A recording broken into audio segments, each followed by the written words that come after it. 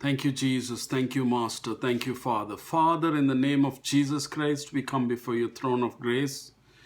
Father, hallelujah. Be gracious to us, Father. Be merciful towards us.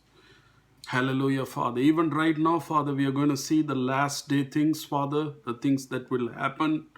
In the name of Jesus Christ, cover me with your blood. In the name of Jesus Christ, hide me completely, Father. Let the Holy Spirit speak through me, Father. I heed to the Holy Spirit. I completely give up myself, Father. Completely hide myself, and you be glorified, Father. And all those people who are the sound of my voice, Father. Let them, Father, Father, hallelujah, let them be touched in the name of Jesus Christ. However, the word of God needs to talk to them, Father. Let it do its work, Father. I completely surrender myself. Hallelujah, Father. Even right now, I give you all glory, honor, and praises. We ask all these things in the precious name of Jesus Christ. Amen. Hallelujah. Today, we are going to see about the last days. The word of God says in the last day, things will happen just like in the period of Noah and also the Lot. So why did God destroy the people in Noah's and Lot's period? So we need to meditate on that. So they were very wicked. The Bible word says they were very wicked, though they had material prosperity, kind of like United States. The material prosperity was there, but also the wickedness, pride, and all those things was there. So even right now we are in the last days and we see some of the wicked things, and we cannot say that they are like animals, because the animals wouldn't do that. Even it will offend the animals if we say it's like animals. So that far the world has gone bad and corrupt. So God is so much grieved when he sees that. And let's say what the word of God is saying about this Noah and Lot, according to Luke 17:26 to 28. Luke 17:26 to 28. And as it was in the days of Noah, so it will be also in the days of the Son of Man. They ate, they drank, they married wives, they were given in marriage until the day that Noah entered the ark, and the flood came and destroyed them all. Likewise, as it was also in the days of Lot. They ate, they drank, they bought, they sold, they planted, they built. So it's an interesting word, because these two places, Noah's period, where Noah was, and also Lot's period where Lot was, these both places were destroyed. And also it's talking about certain things that happened in that place. It says in verse 27, it says they ate, they drank, they married wives. When it says they married wives, it's plural. So it's not talking about polygamy. So that is not the reason God destroyed it. They were given in marriage, nothing wrong with it, until that day the Noah entered the ark. So it's talking about some natural things that we all do. We eat, we drink, we marry, and we give children in marriage and all those things. It's very, very common things. And also the Lot period, also there is a list which says they ate, they drank, which is common both places. They bought, they sold, they planted, which is nothing wrong. None of these things are wicked. But still, God destroyed these places. Why did God destroy these places if these are not sins? Because they did not have the awareness of God. So they completely neglected God. It doesn't talk about God at all there, anywhere. Even when Noah preached for so much of years, nobody came to God. And even in the time of Lot, they were all homosexuals, and all those people, they were wicked. And they had no awareness of God, and they had nothing in the mind like God. So that is the reason God destroyed these two places. And we're going to see another verse in the Bible that says about the last days. 2 Timothy chapter 3, verse 3. It says, but know this, 2 Timothy chapter 3, verse 3. But know this, that in the last days perilous times will come. For men will be lovers of themselves, lovers of money, boasters, proud, blasphemers, disobedient to parents, unthankful, unholy, unloving, unforgiving, slanderers, without self-control. Even without self-control is mentioned here. Brutal, despisers of good, traitors, headstrong, haughty, lovers of pleasure rather than lovers of God, which is right now happening. Having a form of godliness, but denying its power. A form of godliness, denying its power. That's such an interesting passage. And from such people turn away, it says. So these things, these are all bad things that's mentioned here. And it says in the last days, these things will happen. And we see all these things happening. And we see all these things happening in Christian circle and even in the churches, which is kind of awkward. And God is going to destroy people because of that. And let's see what some of the things that God is talking in the Word of God. Matthew 6:2 is talking about it. It's doing good things with hypocrisy, with the wrong reason. We see that. Therefore, when you do charitable deed, do not sound a trumpet before you, as the hypocrites do in the synagogues and the streets, that they may have glory from men. Assuredly, I say to you, they have their reward. So they're doing charity, which is a very good thing, which God loves. But they're doing it for a wrong reason, and they're expecting glory from men. And that is the mistake. What they're doing is wrong, not wrong, but their heart was wrong. And same thing we see in Matthew 23, 6-10 also. It says they love the best places at feasts, the best seats in the synagogues, greetings in the marketplace, and to be called by men, Rabbi, Rabbi. But you do not be called Rabbi, for one is your teacher, the Christ. And you are all brethren. Do not call anyone on earth your father. For one is your Father, he who is in heaven. And do not be called teachers, for one is your teacher, the Christ. So these things we also see even in the churches. People do it to be glorified. They take glory to themselves, not to glorify God, which is a completely wrong thing. So God is against that, and God is expecting us to change, heed to the Holy Spirit and change ourselves. If we are expecting things from men, we do not do things to please men, but to please only God. That is essential. And we are going to see one person in the Bible, which is, I thought, this is the person, Joseph. We meditated on Joseph also. That was the last thing we did in the Bible study, and then we couldn't continue. So I was looking at the life of Joseph and also comparing it with what we are going through, which is lockdown. So Joseph also went through the same kind of lockdown. I mean, not the same kind of lockdown. He went through so cruel treatment, which we did not go through. We are in a lockdown, but Joseph was sold as slave. And what he went through, we cannot compare. But what he learned from the lockdown is something I want to meditate, so that we can also use it in our lives, so that we can glorify God.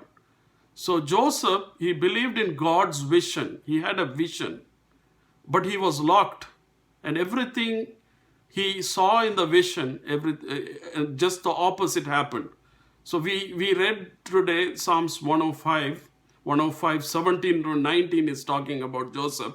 It says, he sent a man before them, Joseph, who was sold as a slave. They hurt his feet with fetters. He was laid in irons until the time that his word came to pass. The word of the Lord tested him. This is such an interesting passage, because it says the word of Lord tested him. What is this word of the Lord? We are going to meditate on that. And if I say the word of God, the word of the Lord tested me, everyone will think that I read the Bible and something in the Bible inspired me. But we have to see this is Joseph. In this period when Joseph was living, there was no Bible. And there was no law. This is before the law. And there was no scrolls, no prophets, nothing. So it's an interesting passage. What is this word of God, word of the Lord that this Bible verse is talking about? So we need to see from 1 John 2:27. It's talking about something. 1 John 2:27. It says, but the anointing which you have received from him abides in you. And you do not need that anyone teach you, but as the same anointing teaches you concerning all things, and is true and is not a lie. And just as it has taught you, you will abide in him. So this is talking about an anointing that teaches. That is exactly what Joseph had. That anointing was teaching him. So the teaching, that is very, very essential. That's the key here, the anointing. And also we see in so many places in the Bible that the anointing, the purifying anointing. 1 Peter 1:17 is talking about that. Zechariah, it's both Old and New Testament. Zechariah 13:9 is talking about that. Isaiah 48:10 is talking about that. Job 23:10 is talking about that. I can read that. But he knows the way that I take. When he has tried me, I shall come out as gold. So this is exactly what all these passages, again, Proverbs 17:3, Psalm 66:10, they're all talking about testing in fire. That is such a wonderful. So even there is a song that says when we are pressured, when we become like a diamond or something. I don't have the exact word. So when we are in pressure, when we are dealt by God, we come out as treasures. We come out as a gem, a diamond. So that is exactly what God was doing in Joseph's life. And also again we are going to see 1 Peter 4:12. It says, dear friends, do not be surprised at the fiery ordeal that has come on you to test you, as though something strange were happening to you. So don't think this is strange. So when God is testing you with fire, and that is the way it's supposed to be, which many churches, they fail to teach this anymore. It's all about prosperity, and completely the testing in fire part is completely removed. So we need to understand that God, not necessarily it's some kind of material that is missing. It may be something. God will deal in so many different things. I cannot put, how God will deal with it. God will deal in any form, any way he wants to. But the end result is to make us pure as gold. All the impurities will be removed from us. So people who receive vision, God will test them, and the word of God will test them. And Joseph had, when we see the life of Joseph, Joseph had a character even the preachers today don't have. So more than a materialistic blessing, his character was transformed in 13 years. He was 13 years in this kind of a bondage. He was going from prison to prison, and he was tested. And what happened as a result? He became a gold, pure gold, where all his flaw was removed. Let's see what the life of Joseph. I will make it as quick as possible. First, he had a promotion in his life. Genesis 37 is considered, 37:3 says, now Israel loved Joseph more than all his children, because he was the son of his old age. Also, he made him a tunic of many colors. So this kind of treatment was given to Joseph alone. None of his other brothers received this kind of treatment. So that is why that made, all those brothers jealous. And also we are seeing a vision in his life. God is putting a vision, and he is inspiring him. So that is what we see in Genesis 37 verses 5 to 11. I'm going to read this because I think this is more important.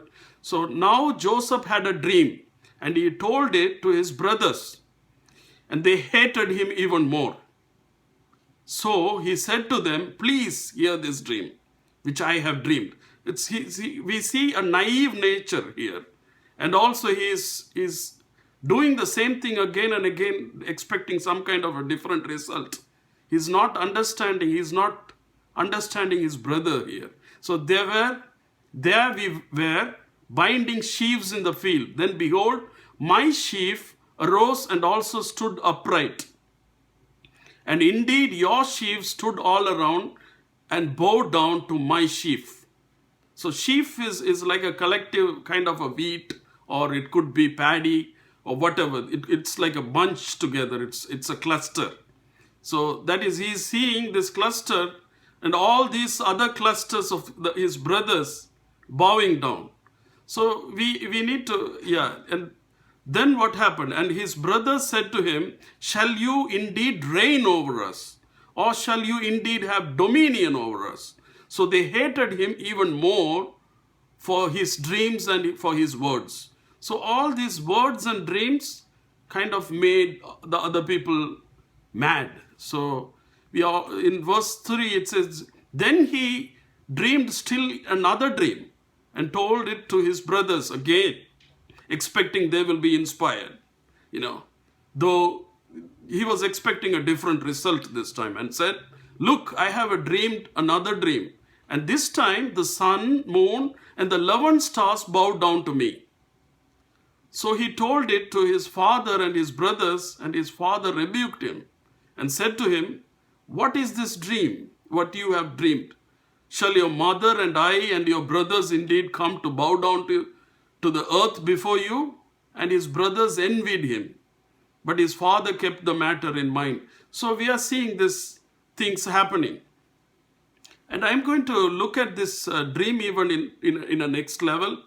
And the first part we see in verse 6. It says, my sheaf arose and also stood upright. And indeed, the sheaf stood all around and bowed down. So this is talking about, and he saw two dreams. So one dream is the sheaf. The other dream is the sun, moon, and the stars, the 11 stars bowing down to him. So two different dreams. Though it's like a repetitive dream, confirming the same truth. It's also different. That's what I see, and that's what the Holy Spirit gave in my heart. So what we see in the first part where the sheaf is, we see an earthly blessing. So in the earth, this is happening.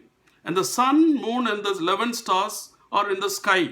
That is kind of a spiritual blessing. So same kind of a thing we see in Abraham's promise also. That is like 3 generations before Joseph. So it's grandfather's dad, great-grandpa is Abraham. So we are going to see Genesis 22:17. It says, I will surely bless you and make your descendants as numerous as the stars in the sky and the sand on the seashore. Your descendants will take possession of the cities of their enemies. So here there are twofold blessing. One is the stars in the sky, and one is the sand in the seashore. The sand in the seashore means an earthly blessing, and the stars in the skies is a spiritual blessing. We are all blessed through Abraham. So that is what this is talking about, that kind of a spiritual blessing. And here also in the dream, we see two sets. One is the earthly blessing, and the other one is the spiritual blessings. So that's what we see. And what happened after the dream, he's been taken as a captive. He's rejected and sold into slavery by his brothers. I'm not going to read all these verses. So Genesis 37, 2 to 36, we all saw that also in the Bible study, is talking about that the lockdown where he was sold as a slave. And what's happening when he is sold as a slave? He's getting a promotion where he is going. So Genesis 39:4, we see that so Jacob found favor in his sight. Whose sight? This is Potiphar, who bought him as a slave and served him. Then he made him overseer of his house, and all that he had he put under his authority. God's blessing is there even in his lockdown. So that's what we see. And we see in 39, 7 to 9, we see the temptation that he went through, and how he was tested, and how he was godly in that situation, righteous, holding on to God. We all know that. And again, second, there is because of that, even because of his righteousness, he is taken into a deeper prison, because he did not sin.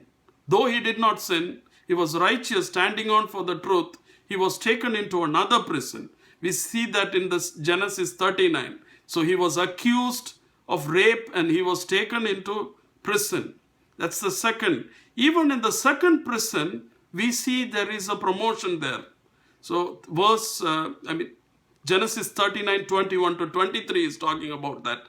But the Lord was with Joseph and showed him mercy, and he gave him favor in the sight of the keeper of the prison. And the keeper of the prison committed to Joseph's hand and all the prisoners who were in the prison. So whatever they did there, it was his doing. The keeper of the prison did not look into anything. So there also we see that he is lifted up. He is given a promotion. He became a leader there. And even in the prison, if we see, even in his lockdown, he's doing a ministry. We see that in 39 verses 20 to 40, 23, we see that he is doing a ministry. And what is he doing? He is interpreting dreams. He came to this condition because of a dream, and even then he's holding on to God. So that is such an important thing I saw. And finally, fourth and final promotion in Egypt was Joseph was promoted in the presence of Pharaoh. So we know Joseph was a poor slave and was exalted to a higher position and became rich. That is only half truth. It's not the complete truth. His character was changed and was transformed into a better person. That is the other important part that many times we don't see. So after his transformation, what did Pharaoh say? We see that in Genesis 41:38. It says, and Pharaoh said to his servants, can we find such a one as this, a man in whom is the Spirit of God? Such a wonderful phrase. God doesn't take us to the next level because we are not ready for it yet. So that is what is happening. So God is exalting him to a next level after he is ready. So God is transforming him. And that is why Pharaoh is saying, can we find anyone like this? If he was standing in front of Pharaoh in the first place, as soon as he became a slave, I don't think he would have got this kind of a certificate. So God is making him ready and presenting him in front of Pharaoh. And that's where he was exalted, his character. So we see that Joseph went through treachery. He did not try to go back to his father's house, even later on. So later on he was lifted up, and he became prime minister of Egypt. Even at that time, he did not try to go back to his father's house. He did not. He could have gone and at least paid a visit, but he did not go there. And what's the word of God saying? Genesis 41:51. It says, Joseph called the name of the firstborn Manasseh, for God has made me forget all my toil and my father's house. So he forgot the father's house and all those things that he went through. So that is how God is transforming him. And we see Genesis 42:21. Then they said to one another, we are truly guilty concerning our brother, for we saw the anguish of his soul when he pleaded with us, and we would not hear. So even the brothers are remembering what they did to Joseph. But what he did, he forgave and forgot completely. So he might have thought in the first place, he might have thought, why am I here and why am I going through all this hardship? It's all because of my brothers. But later he found out that God is the one who permitted this, and only because of God. Genesis 45:5 we see, but now Do not therefore be grieved or angry with yourself, because you sold me here, for God sent me before you to preserve life. So that's what even verse 7, it's a kind of rephrased there, but the bottom line is he knows what God is doing in his life. So God changed a naive, immature, hyper kid to be a savior. So that's what God did in his life. That is what the word of God changed him. So Genesis 50:20 is saying, I came to save many people alive. And 50:21 it says he spoke kindly to his brothers and all his family members. He said, now therefore do not be afraid. I will provide for you and your little ones. And he comforted them and spoke kindly to them. So this is what we see in the life of Joseph. So captivity, what it made Joseph, captivity made him to grow in his anointing. God made him grow in character more than the other blessing he received. So we only see that he became a prime minister, he became rich, but his character was completely changed. So that's what we see in all these verses. So even after this lockdown, we are going to be like Joseph. We will be transformed. So that is the process I see in my life and I see in others' life also. So God is using this situation and bringing us to a next level. And we are going to see all those people who are in the lockdown from the Bible. So we see Noah, the disciples, Paul, John, they all went through a lockdown. So Noah was locked down in the ship, and he was there for a very long time in the middle of all those animals. And what happened? When he was released, he was fruitful and he multiplied. With Noah, his sons were married, but they did not have any children. So Noah did not have any grandchildren. But after they came out, he got grandchildren and all those things. So he multiplied after this. Disciples, they became apostles after their lockdown. They were locked down after Christ was crucified. They all disappeared. But later they became apostles. So that was like a growing experience for them. And Paul wrote his epistles from his lockdown. When he was arrested and when he was in the fetters, he was writing all these epistles. And John, he wrote the Revelation in the lockdown. So this lockdown experience will not break us. It will take us to a next level. And also we are seeing in Psalms 92:12, it says, the righteous shall flourish like a palm tree. He shall grow like a cedar in Lebanon. It's such a wonderful phrase, and everyone quotes this, claim this and all those things. But we have to see what this palm tree means. The palm tree grows in dry places, but yet fruitful. That's what God is expecting from us. And the cedar of Lebanon is such a wonderful plant. And we see that the climate in that region, in Lebanon, is dry, hot summers, snowy, cold winters, where temperatures may drop to minus 15 degrees. So this is the temperature. So all these circumstances which is not favorable is making it fruitful.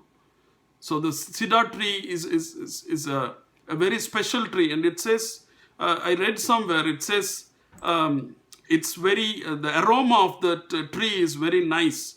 So that is what we are becoming. And I see that all these children praying and all those things, I see a sweet aroma in the presence of God. So God is transforming in such a way. And God is going to use all of us and elevate us to the level where other people will come to us to be saved and anointed. Even kings will come to us, believe it or not. How we know that there is a word in the Bible, Isaiah 62:3. It says, see, dark covers the earth, and thick darkness is over the peoples. But the Lord rises upon you, and his glory appears over you. Nations will come to your light, and kings to the brightness of your dawn. And that is where God is taking us. And I see that clearly. God is taking us this place, and we will be reaping a revival pretty soon. And I see that with the eyes of faith. So I praise God for all these verses. I'm going to pray and finish. Hallelujah. Thank you, God, Father. Master, we thank you, Jesus. Hallelujah. Thank you for your word that is within us, which is transforming us. The word can transform us. Hallelujah. We thank you, Jesus. Thank you, God. You're taking us to a next level. You're transforming us like Joseph. You're changing our character, and you're going to make us fruitful and multiply in the name of Jesus Christ. Hallelujah, Father. Thank you, Jesus. We will all become a gospel preachers. We will be proclaiming the word of God, proclaiming the gospel to other people, and even the nations will come to us. And we thank you, Father, you're transforming us to a next level, and we thank you, Jesus. Thank you, Master. We give you all glory, honor, and praises. We ask all these things in the precious name of Jesus Christ. Amen.